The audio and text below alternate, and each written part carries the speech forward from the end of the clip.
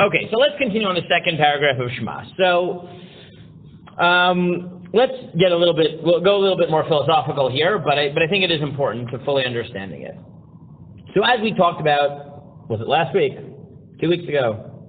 Whenever we talked about it, the second paragraph of Shema, I think it was last week, unlike the first paragraph of Shema, really emphasizes reward and punishment. Right? Very, very much. I mean, that's what the whole thing is, right? V'haya, shamoa tishmeu, right? If you listen to God, so then what? Good will happen to you. Yeah, good will happen to you, right? Meaning, this is about right, this is very, very much like the point of us telling you to do good things is because good things will happen to you, which is not true in the first paragraph. Right? The first paragraph is love God with all your heart, with all your soul. There's no mention of reward. But in this one, it's vayam shemot tishmeu mitzvotai asher anochi mitzavetchem hayom li'avad elechem u'lavdo b'cholavchem chol nefeshechem v'notati mitzartzechem b'ito yoreh u'malkos v'asavta tigonecha v'tircha v'yitzarecha v'nolati yisef v'zat chol v'mdecha v'chol v'zavata yishamru lachem right? If you do good things, it'll be great. And if you don't, yishamru lachem, make sure you don't. Because then what will happen? V'charaf Adonai bochem v'atar neshamayim v'liyem atar v'adam lo titen edivulav v'atem meiram el aretz atova asher Adonai noten lachem, etc., etc., etc. And last week, so 2 weeks ago we dealt with that question. Last week we dealt with the question of why, of all the punishments in the world and all the rewards in the world, you could pick, why is it that the Torah is obsessed with rain? Right? That's what we dealt with last week. Yes? Here's the problem. Isn't this a little bit counter to our stated ideal theology in Judaism?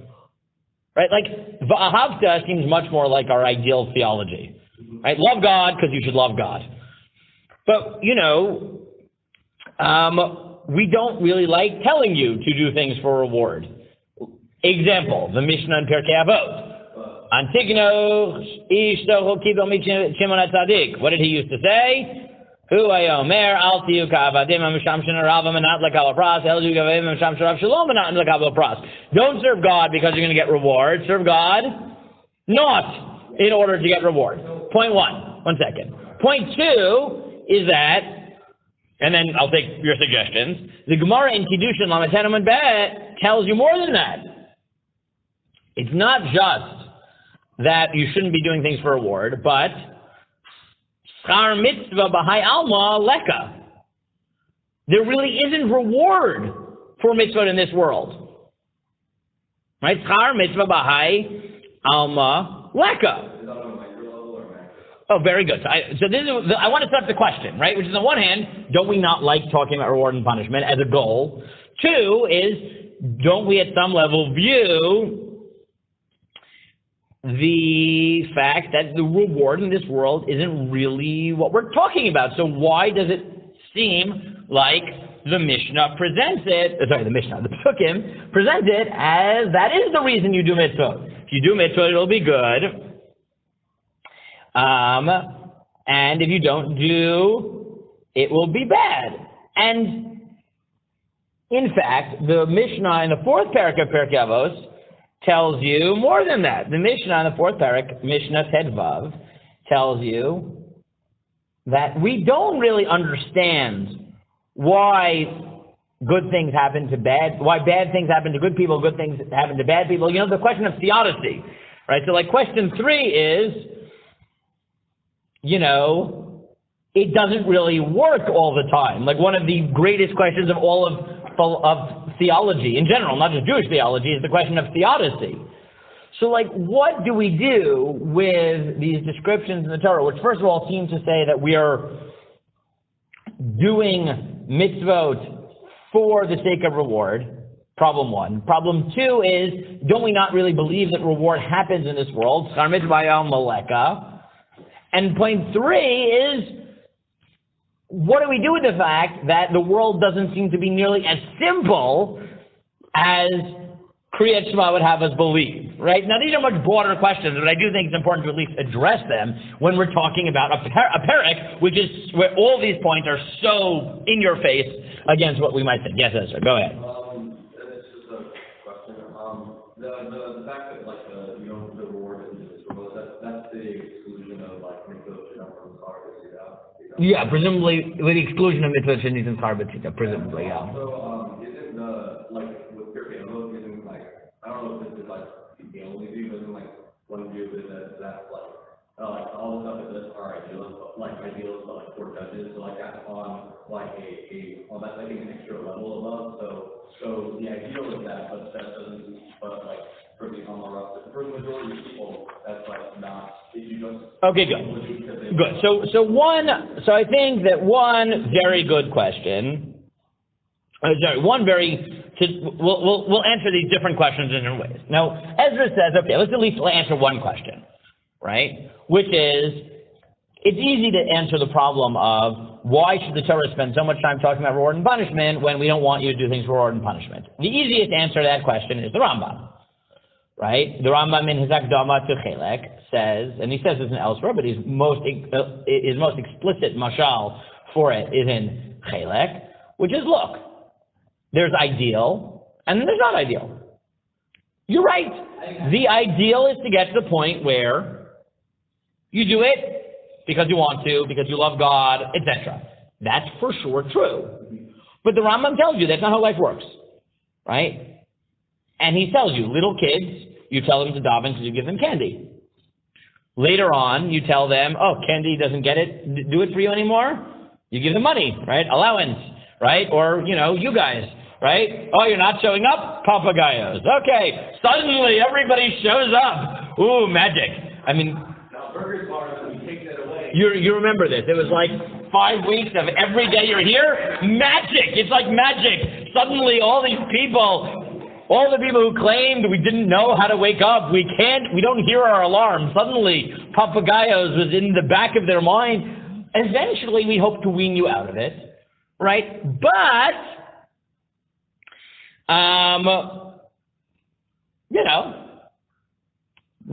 you have to put it out there. It's not the ideal, but it's part of the process. Okay? A tweak on it, and I'll take Joe with this in a second, is the second point is just to say practically, look, as we talked about, one of the main differences between paragraph 1 and paragraph 2, and we already mentioned this 2 weeks ago, is Vahavta speaks to individuals, Vahaya speaks to communities. Individuals might manage to reach that level where they're serving God, not for reward. But if you're talking to all of Israel, there are people who are perfected, and there are people who are perfected, right? Who are less perfected and need motivation. So when you're talking to the community, you need to talk at a level which is Shavuot Nefesh. And that means that some people need reward. And therefore it's totally legitimate. Okay? I think either of those, either just saying we talk about the not ideal as well, or saying especially when we're talking to a community, we have to speak at a level that speaks to everyone. I think that's true. Yeah, Joe. I was going to say that also. That's why in the first paragraph is at first you should is the most important. That's why first you should love Hashem. And the second half is that it's not practical. Oh, okay. So Joe makes another point, which is maybe that also explains the way we order it, right? Which is we've talked about the first paragraph being an individual, where you could ask the ideal maybe, but the community you recognize the real. Joe says maybe there's something else here, which is, I like that, which is the first paragraph is ideal, right? We say, this is the ideal you should strive for, but, let's just, as a safety net, if that doesn't work, remember, you don't do well, I'll beat you over the head. You do well, it'll be great for you. Okay? Yeah. And also, one thing that's on last time is that, one of the reasons why we're in why this plan specific is that it's a reward and punishment type of land that it's very barren, so that if you aren't doing well, you won't. Correct. So Joe picked up on what we said last week. Reward only in Israel. Right. So and then you pick up the difference is that maybe the second works more in Israel, which is a land which is attuned to that, which is where the nation should be. Right. All those factors seem to work together 100%. That's why that's what we talked about last week. Exactly. There's a look at whether or not you should stay outside of Israel. Yes, exactly.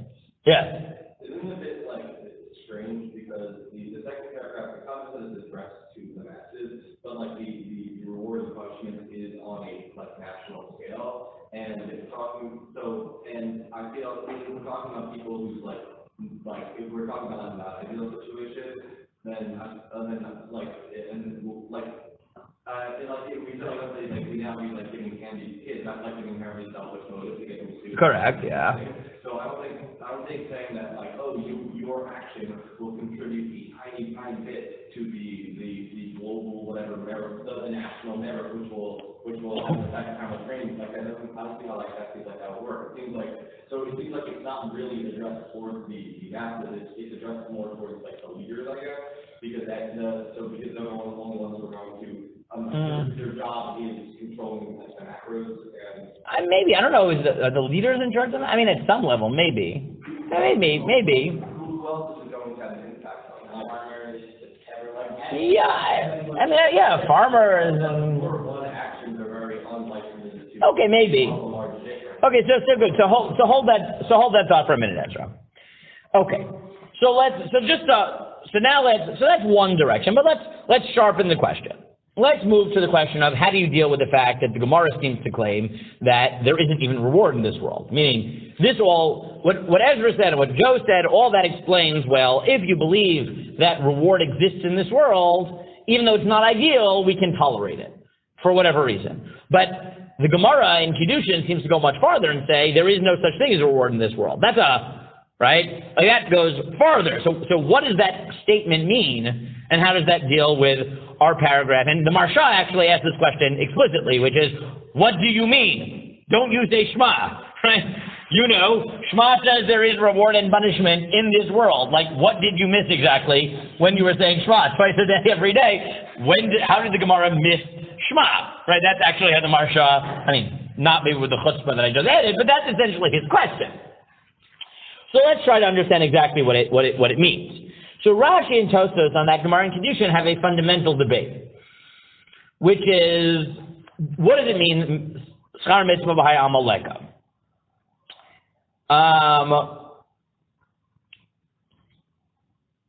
So Tosfos just says it means there can be some reward in this world, but not the main part. It doesn't mean there's no reward in this world. It means the primary reward is in the world to come.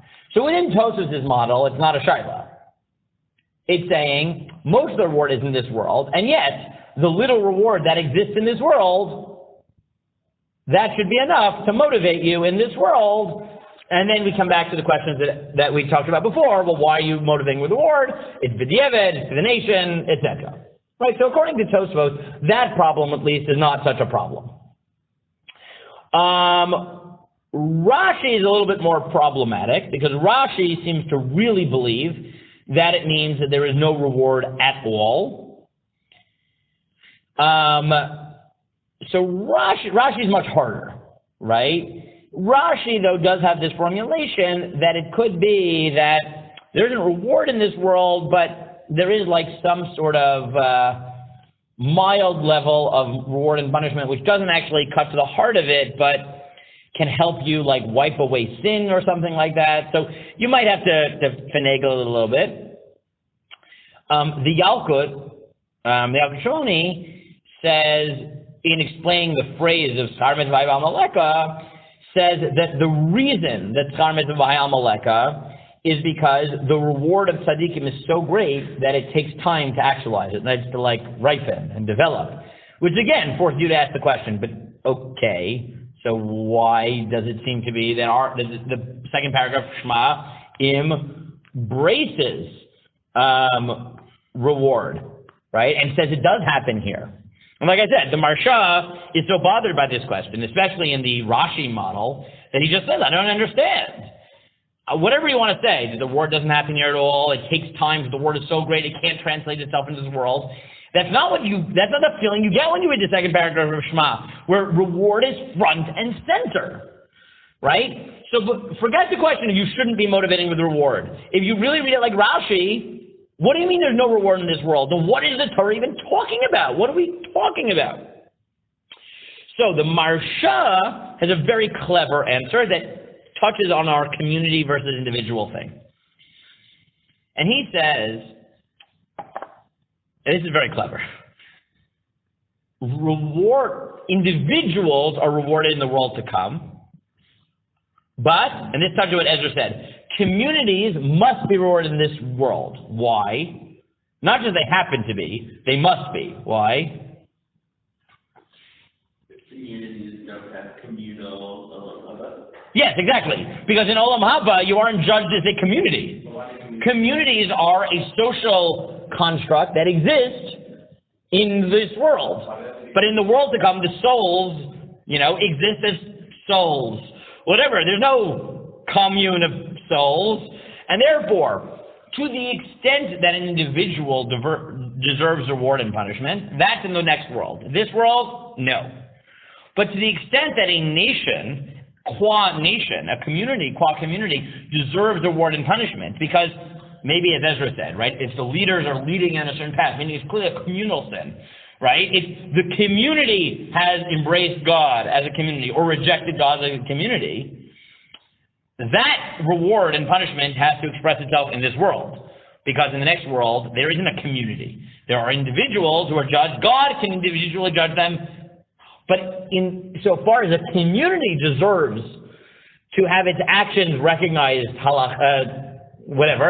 Schar Ba'onesh land, that must happen in this world. So that's the Marsha deals with this.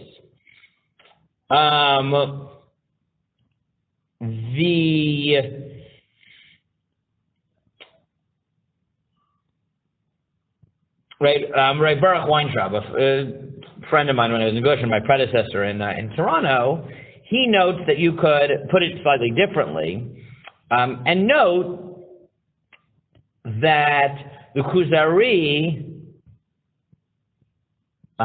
explains that when it comes to the Olam Haba, there is actual justice.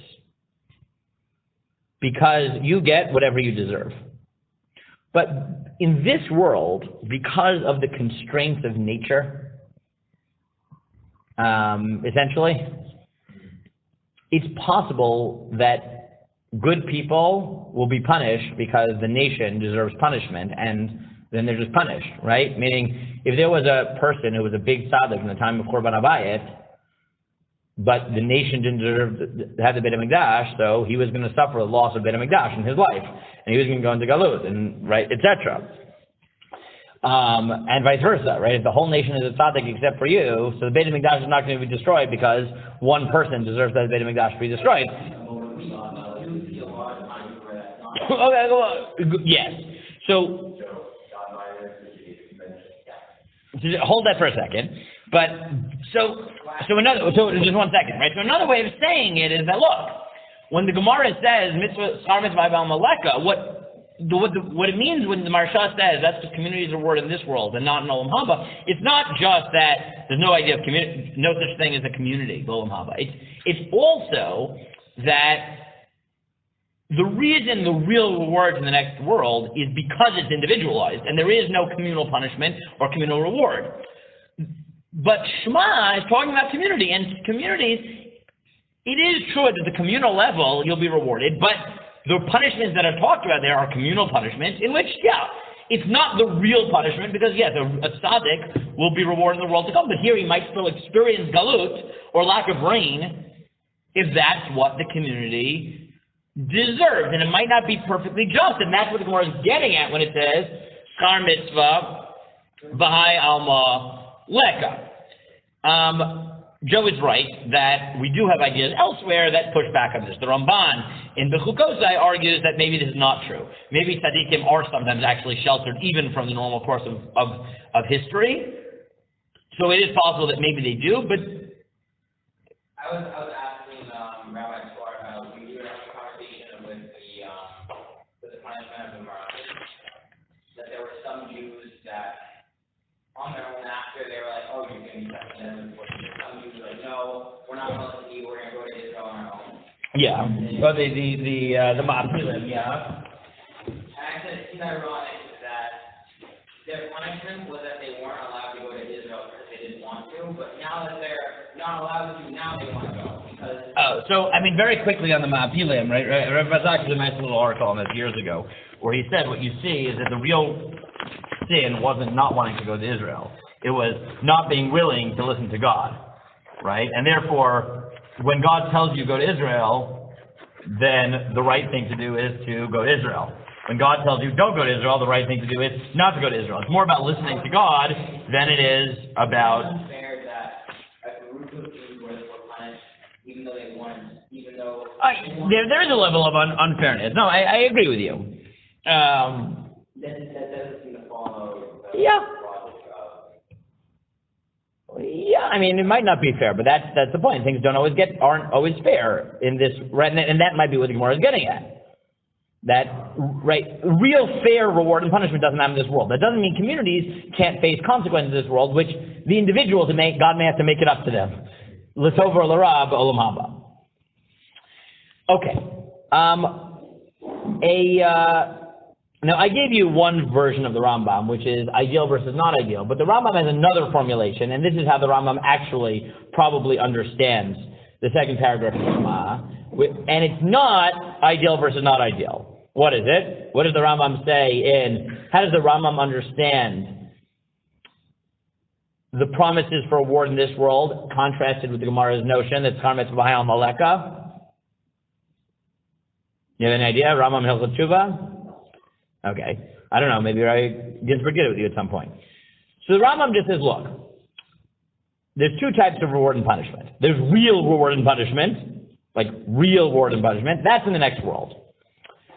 When the Torah promises you reward and punishment in this world, it doesn't really mean that. What it means is that God promises that if you're good, He will give you the tools to serve Him better. That's not really reward. It's not like the ultimate reward. What the Gemara means is there's no ultimate reward. But it's very hard to learn Torah if you're starving to death.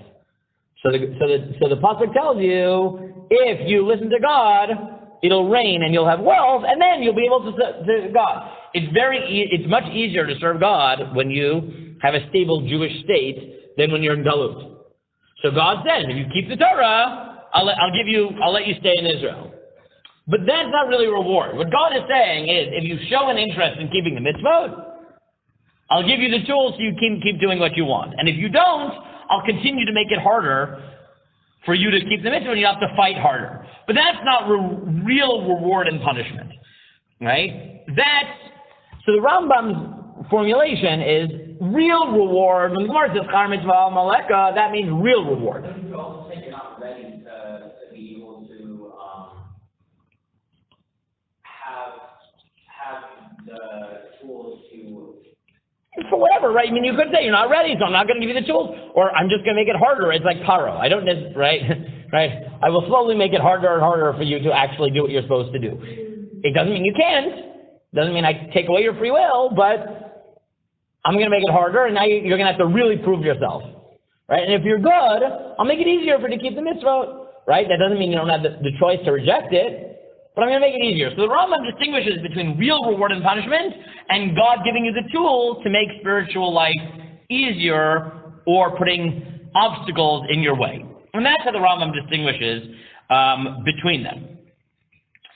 Right, Weintraub, again, suggests a slightly different formulation which is related to the Rambam, which is maybe like this. We all have to serve God. Right? But sometimes, as we know, serving God, there are people who get an easy lot in life, and keeping the Torah is, easy, and sometimes it's hard, right? Like, so one person, he may not be the brightest person in the world, and his role in life is to be a philanthropist to support important institutions, and he's given a leg up by being the heir to a $50 billion fortune, right? So, I'm not saying he doesn't have his challenges, but he has it, right? But his challenges are not as hard. Right? He needs to get over his greediness, maybe, and and take the blessings he's been given, right? And then there are people who get a harder path, right?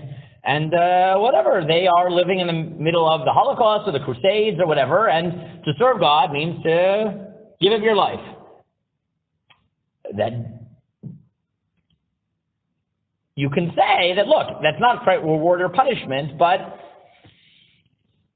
you can say that, I would ideally want the easier path in life than the harder one, right? It doesn't change the fact that I still have to keep God's will in whatever situation I am, but you can talk about it as like a quasi-reward that I'm put in a situation where keeping God's word is easier than it could be in other situations. I mean, that's extreme, right? But what both of these share in common is to say that when the Torah talks about reward in this world, it doesn't mean reward. It means, what it means to do is to say that you're going to be given opportunities and that you should utilize whatever opportunities you have to serve God and use those tools.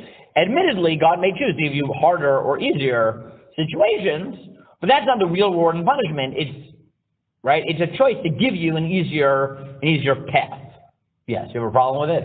No, I was saying, a lot of people say, like, oh, why bad things happen to good people and vice versa, but I think it's hard to look at. Oh, for sure. That's what theodicy is hard, right? You can't. It's hard to find what a good thing is. Right, no, for sure. And as you said, there are always exceptions and. Like, I think you said earlier that you may have been in class, but like, if nothing bad would ever happen to you, like, it's just not possible for nothing bad Correct. to happen. I think that's true also. Because then quantitatively, something bad would happen to you, like, oh, Correct. I only made $1 million. No. Right, no, I agree with you. Right, everyone has the bad things within their context, but it can be easier or harder, but yes, in economy. Okay, the last way I think that you could do this is, I'm not going to develop it too much, but there's the Hasidish Rav Kookian approach, I don't know. Yeah, you can ask Rav Sklar about it more, but I think there is another way of looking at this. So I don't know how much you know about Hasidut at all, but in Hasidut, it's more than just the Rambam, that physicality gives you like tools that make it easier to do spirituality. In Hasidut, properly channeled, physical activities are themselves avodat Hashem. Right? Do you know anything about Hasidic theology? Like, think about the Tish. Right? Think about the Tish. Right? For them, if you eat food bichavana, right, with the proper intention that you're eating to serve God, it's not, right from the Rambam, you should eat healthy food and have in mind that that's giving you a strong body so that you can go learn Torah and daven and philosophize and whatever. For Hasidim, it's more than that. If you use physical things properly, right, you eat food, l'shem shamayim, then eating itself is a spiritual act. Yes? You've heard this at all? If you know anything about Hasidus? Yes. And Rav Kook says this slightly differently, but he says, and I assume Rav Sklar maybe mentioned it at some point, that for him, B'chol derachecha da'ehu means that anything, physical or spiritual, if done with kavana, is avodat Hashem. And therefore, Rav Kook says, literature, the writing of literature, if you realize that it's the soul screaming out, right, to express itself, which is a sign of rebirth, is avodat Hashem, right? He talked about Israeli literature being evidence of the fact that the soul of the Jewish people is waking up. Or exercise. He has a famous piece about hitamlut, that if you exercise, it may not mean that in context, but fine. Hitamlut, exercising, because you recognize that your body is God-given, isn't just important because it makes you concentrate better, makes you healthy, so you live longer and you have more years to learn Torah, but it's acknowledging that your body is holy. When you say literature, what's the special implication of the type of literature? Literature. Secular literature. Yes. Yes. Not usher literature, but secular. But yes, he thinks writing literature is a spiritual act. Exercise, he says, is a spiritual act if you recognize that the body is holy itself. And therefore, strengthening the body is itself strengthening something which is holy. If you have these types of theological notions, then you could put another spin on it, which is, it's not just that this gives you the tools to serve God, but that at some level, if one of the paths of Avodah Hashem is actually Avodah B'Gashmiut, you need to have a certain level of Gashmiut in order to do that. Right? So this would be even more extreme. So let's just review what we saw. The problems with V'hayim Shema are, one, the world doesn't seem to be that simple. The answer is yes, in Achanami. Okay, fine, we know that. Given. We'll leave the theodicy question on the side. You're right, the world isn't that simple. Some of these bad things happen definitely in the context of community. We know that. Okay, but that's a much broader question. The other questions are, why are we encouraging something which is b'diavad? And the third is, don't we believe that there isn't really reward in this world? So as for the b'diavad question, we had a few suggestions. One is, yes, it's b'diavad, but that doesn't mean it's off limits to talk about reward and punishment. Or, when you're talking to a community, community includes perfect people and imperfect people. So it's important to speak at a level which is Shavu l'chol nefesh, which includes reward and punishment. Or, as Joe's added, maybe that's why the first paragraph sets the ideal. The second says the real.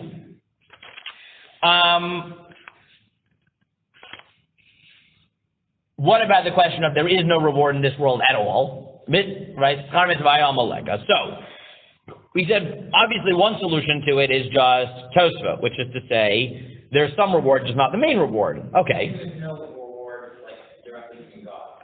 Or whatever, there's not the main reward. That's Tosfot. So then, that's easy. But what if you really think like Rashi, that there's no reward at all in this world? So one direction is what the Marsha says, which is, there's no reward for individuals, but there is reward for communities, because communities don't exist in Olam Haba. Or, and that's why it explains at least some of the theodicy, which is when it comes to communal reward, yeah, bad things happen to good people and good things happen to bad people. Those are Ramban, they denied this.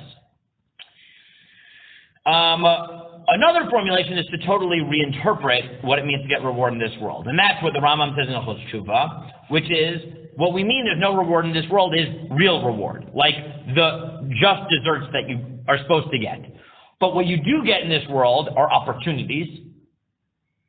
And that's what it's talking about. You get rewarded insofar as you're given the tools to serve God better, or, as Ray Warrentrab suggested slightly differently, you get rewarded in the sense that you get easier or harder roles to fill. Either way, you have to keep what God said, but you might be rewarded, quote unquote, by be given easier roles to fill. If, like, the very rich person ended up being greedy with his money rather than give it to then it would be even worse for him. But no, but we would say that he wouldn't be punished in this. He wouldn't be punished. He wouldn't necessarily be punished in this world, right? Correct. And then I would suggest that if you follow the Hasidic or Rav Kook approach, where physicality isn't just a tool to live an easier spiritual life, but properly understood can be the object of spirituality itself. So then you could suggest that, look, it's true that reward doesn't happen except in the world to come. But in this world, if you're a good person, God might give you the tools through which you can actually express spirituality itself. Which is, again, I think a variation on the Rambam. He won't believe in the Avodah B'Gashmiut, but you could say similarly that God is giving you those things as a tool to actually use in spiritual pursuits, which is different than the ultimate reward. So all of those, I think, help frame the second paragraph of Shema, which obviously talks about reward and punishment, but you can either say, despite the fact that's because it's talking to the community and still talking b'diavad, or it's giving you tools or something like that, all that's important. But the reason that we can still, in good faith, say there is no reward in this world and you shouldn't do things for reward is because we recognize there's an ideal and there's real reward out there. All those things are not what the second paragraph is talking about. But that doesn't negate the importance of this type of discussion that you have in the second paragraph of Shema. Okay? So let's